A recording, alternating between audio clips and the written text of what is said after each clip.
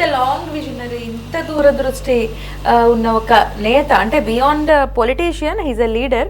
So ఇతను మనకి national లెవెల్లో ఉండి ఉంటే ఈ పాటికి పిఎం అయి ఉండే వాళ్ళ ఇండియా ఉండొచ్చు. ఎందుకంటే పిఎం అవటం అనేది బాబు గారి యొక్క లక్ష్యము కాదు, అది ఆయన ఒక ఇది కాదు. బాబు గారి ధ్యాస అంతా ఎప్పుడు ఎలా ఉంటుందంటే మన తెలుగు జాతి, తెలుగు ప్రజలు ఫస్ట్, అంతవరకే. తర్వాత భారతీయులు, భారతదేశం. అందుకనే 2023 ఆగస్టు 15న బాబు గారు ఒక విజన్ 2047 అని ఒక దార్శనిక పత్రం విడుదల చేశారు వైజాగ్లో. అప్పటికి అధికారంలో లేరు. అది చేస్తే దానిలో చాలా అంశాలు, ఇండియా, ఇండియన్స్, తెలుగు, దాని పేరు కూడా అట్లా పెట్టారు. తెలుగు జాతికి ఎక్కువ ప్రాధాన్యత అనమాట. ఇప్పుడు అందులో అంశాలన్నీ చాలా తీసుకొని అది వికసిత భారత్ దానిలో కొంచెం పొందుపరిచారు. తర్వాత నీతి ఆయోగ్ కూడా కొన్ని అందులో ప్రామాణికంగా తీసుకుందని అంటారు. మరి ఇలా ఈ తెలుగు జాతి అనే దాన్ని బాబు గారు ఇప్పుడు కాదు, 1995లో ఆయన ముఖ్యమంత్రిగా తొలిసారి ముఖ్యమంత్రిగా అధికారంలోకి వచ్చినప్పటి నుంచి కూడా ఆయన ధ్యాస అలాగే ఉండేది. అందుకని అప్పుడు ఇంజనీరింగ్ కాలేజీలు చాలా తక్కువ ఉండేవి.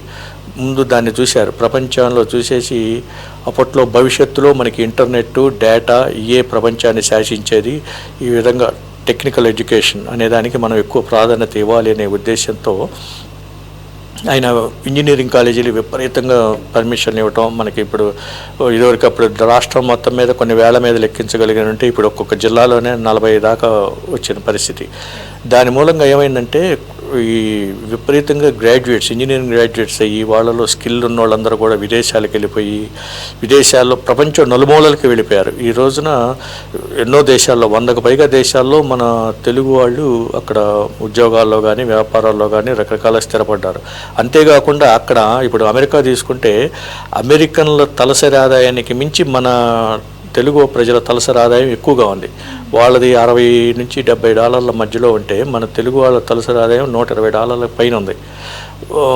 ఇక భవిష్యత్తులో కూడా బాబు గారు ఏంటంటే ఈ తలసరి ఆదాయం పెరిగారు సరే, సంపన్నమైన జాతిగా తెలుగు జాతిని చూడాలి అనే ఉద్దేశంతో ఈ జ్యూసులు, ఇప్పుడు ప్రపంచంలో వెల్దియెస్ట్ ఏంటంటే జ్యూసులు, ఈ జ్యూసుల కంటే కూడా మన తెలుగు జాతిని వాళ్ళ సరసన నిలపాలి, వాళ్ళని మించే విధంగా తయారు చేయాలనే ఉద్దేశంతోనే ప్రణాళికలు చాలా రూపొందించి ఉంచారన్నమాట. ఇవన్నీ భవిష్యత్తులో మరి బాబు గారు కనుక అధికారంలో కొనసాగితే ఖచ్చితంగా జరుగుతాయి. అవి జరగటానికైనా ఆయన అధికారంలో కొనసాగాలని కోరుకున్నాం. ఎన్నో చూస్తున్నాము. 2024 తర్వాత కూడా మనం ఎన్నో ఇంప్లిమెంట్స్ చూస్తున్నాము. అందులో ఇప్పుడు మీరు అన్నట్టు ఒకసారి ఎన్ఆర్ఐస్ టాపిక్ కూడా వచ్చింది కాబట్టి ఈ P4 అనేది మామూలుగా యూజువల్గా ఎవరైనా పక్కన వాళ్ళకి పెట్టాలంటే మన ఇండియా ఎవరైనా కూడా ఆలోచిస్తాము. ఇది ఎంతవరకు వర్కౌట్ అవుతుంది, ఆయన ఇంప్లిమెంటేషన్ని వీళ్ళు ఎంతవరకు ముందుకు తీసుకెళ్ళగలరు? అంటే చిన్న ఒక అపోహకి తావిచ్చిందమ్మా ఫస్ట్లో. ఏంటంటే యాక్చువల్గా ఆ కాన్సెప్ట్ అనేది ప్రపంచంలో ఎక్కడా లేదు. ఇప్పుడు మనకి ఇండియాలో, భారతదేశంలో అత్యంత సంపన్నులు ఒక 10% మంది ఉన్నారు. మనకి ఆంధ్రప్రదేశ్ వరకు తీసుకుందాం, అత్యంత సంపన్నులు 10%. అదే మనకి దీనిలోకి వచ్చేటప్పటికి అత్యంత పేదవారు, కడు నిరుపేదలు ఒక 20% మంది ఉన్నారు. ఈ 10%కి 20%కి మధ్య అంతరాన్ని తగ్గించడం అనేది ఈ P4 ప్రధాన ఉద్దేశం. దీనిలో మనీ మ్యాటర్ కాదు, డబ్బు పంచటము, ఈ సంక్షేమ పథకాలు అమలు జరుగుతున్నాయి కదా, మళ్ళీ కొత్తగా మనం పెట్టేది ఏంటి అనే ఒక ఇది కూడా స్ప్రెడ్ అయింది. అది కరెక్ట్ కాదు. ఆయన ఉద్దేశం ఎలా ఉంటుందంటే నాలెడ్జ్ షేరింగ్, ఏదన్నా కానీ మనకు వచ్చిన నాలెడ్జ్ని వాళ్ళకి షేర్ చేయటం కూడా. అట్లా స్కిల్ డెవలప్మెంట్, P4లో కూడా స్కిల్ డెవలప్మెంట్ అనేది చాలా ఇదిగా ఉంది. ఇప్పుడిప్పుడే దాని అర్థమవుతుంది. దాని యొక్క P4 యొక్క ఫలితాలు మొదలవుతున్నాయి. ఇతర రాష్ట్రాలు, ఇతర దేశాలు కూడా ఇప్పుడు ఆ P4ని చూస్తూ ఉన్నాయి. P4 కూడా ఆయన పెంచుకొని, ఆయన ఉద్దేశం ఎట్లా ఏంటంటే ఆ P4 పెట్టుకున్నప్పుడు దానికి ఏదో ఒక పొలిటికల్ నామినీగా పెట్టాల. కుటుంబరావు గారని ఆయన వైస్ చైర్మన్గా పెట్టారు, చంద్రబాబు నాయుడు గారు చైర్మన్గా ఉన్నారు. కుటుంబరావు గారు అంటే మన దేశంలో ఉన్న మంచి ఆర్థికవేత్తలు, ఆయన కూడా ఒకరు. అంటే ఒక పొలిటికల్గా పర్సన్ యాంగిల్లో ఆలోచించకుండా దాన్ని ఎట్లా ముందుకు తీసుకెళ్లాలనే దృక్కోణంలోనే కుటుంబరావు గారు లాంటి వ్యక్తుల్ని పెట్టి దానికి ఒక రూపు కల్పించి ఒక చట్టబద్ధత చేశారు దాన్ని, P4 స్వర్ణాంధ్ర ఫౌండేషన్ అనేది. ఇప్పుడు దాని ఫలితాలు బాగా ఇదిగి వస్తున్నాయమ్మా. ఇది ఎందుకు అంటే ఇట్లాంటి రావడానికి ఇంతకుముందు బాబు గారిది ఒక జిఎఫ్ఎస్టీ అని ఒక సంస్థ పెట్టారు, అది రాజకీయేతర సంస్థ. It's a think tank, global forum for sustainable transformation. దానికి చంద్రబాబు నాయుడు గారు చైర్మన్గా ఉన్నారు, ఇప్పుడు ముఖ్యమంత్రిగా ఉన్నారు కాబట్టి ఇప్పుడు తప్పుకొని ఏదో దానిలో ఒక హోదాలో ఉన్నారు. అది విజన్ డాక్యుమెంట్స్ చేస్తుంటుంది. చాలామంది అదేదో చంద్రబాబు నాయుడు గారు ఉన్నారు కదా అని ఇది అనుకోవటానికి వీల్లేదు. విజన్ డాక్యుమెంట్స్ భవిష్యత్ తరాలకు అవసరమైన, అంటే ప్రపంచంలో ఉన్న నైపుణ్యం ఉన్న వివిధ రంగాల్లో నైపుణ్యం ఉన్న వాళ్ళందరితో ఒక థింక్ ట్యాంక్ ఏర్పరిచి వాళ్ళందరి అభిప్రాయాలు తీసుకొని క్రోడీకరించి ఇక్కడ పరిస్థితులకు అనుగుణంగా భవిష్యత్ తరాలకి ఎట్లా ఉంటుంది, ఇప్పుడు పర్యావరణము, ప్రకృతి వనరులు ఉపయోగము ఇవన్నిటిని పరిగణలోకి తీసుకొని తయారు చేస్తుంది. ఇది మన వాళ్ళు అంతగా గుర్తించకపోవచ్చు ఈ విజన్ డాక్యుమెంట్స్ అంటే, మనం ఏదో పొలిటికల్గా. కానీ ఒక చిన్న విషయం, సౌత్ అమెరికన్ కంట్రీ ఒక కంట్రీ ఉంది, వాళ్ళు ఒకరోజు ఈ జిఎఫ్ఎస్టీలో ఒక ముఖ్యులకి ఫోన్ చేసి వీ నీడ్, మా దానిలో ఒక ఫైనాన్షియల్ సస్టైనబిలిటీ లేక మాకు అధికారం పద్దాకి ఇదవుతుంది, మా కంట్రీకి ఫైనాన్షియల్ సస్టైనబిలిటీ కోసం వీ నీడ్ నాయుడుస్ డాక్యుమెంట్ అని అడిగారు. అంటే అది ఎంత గొప్ప విషయం. అది జనరల్గా ఒక చిన్నది, మన ఒక తెలుగు రాష్ట్రానికి ఒక ముఖ్యమంత్రిగా ఉన్న వ్యక్తి అంటే మనం గుర్తించలేకపోతున్నాం సరిగ్గా.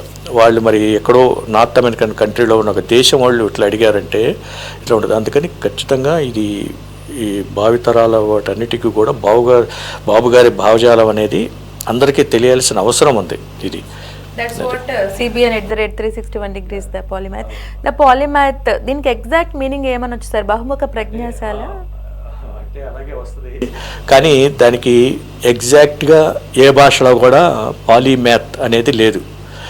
పాలీమ్యాథ్కి సరైన అర్థం లేదు యాక్చువల్గా. పాలీమ్యాథ్ అనేది ఇప్పుడు చూస్తే గూగుల్లో కూడా విపరీతంగా సెర్చ్ అయింది ఈ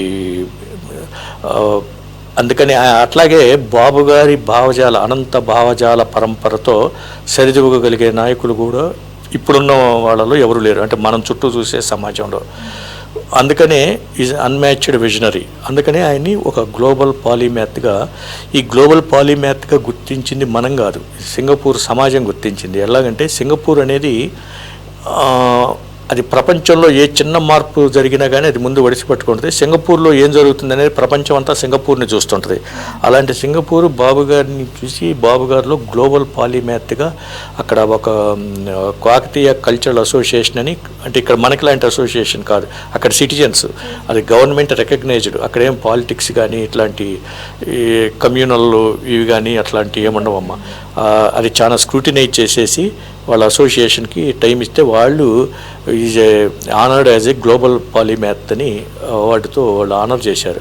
అది బాబు గారు really he deserved for it అమ్మ, గ్లోబల్ పాలీమ్యాథ్ అనే దానికి. ఆ పాలీమ్యాథ్ అంటే గతంలో ఏమైందంటే ఎక్కువగా మనకి చరిత్రలో సైంటిస్టులు వీళ్ళే ఉండేవాళ్ళు. అంటే రకరకాల, అప్పుడు ఆర్థిక శాస్త్రము, భౌగోళిక శాస్త్రము, ఖగోళ శాస్త్రము, జీవశాస్త్రము, వీటన్నిటిలో ఒకే వ్యక్తిలోనే ప్రావీణ్యం ఉందనుకోండి, ఈజ్ ఏ పాలీమ్యాథ్ అట్లా అనేవారు. అట్లా ఈ దాదాపు ఈ ప్రజాసేవా రంగంలో మన పబ్లిక్ లైఫ్లో ఉన్న వాళ్ళలో పాలీమ్యాథ్ అనేది ఎవరు దాదాపుగా లేరు. బాబు గారు ఈజ్ ద టిల్ నౌ బాబు గారు is the one and only పాలీమ్యాథ్ అని నేను అనుకుంటున్నాను.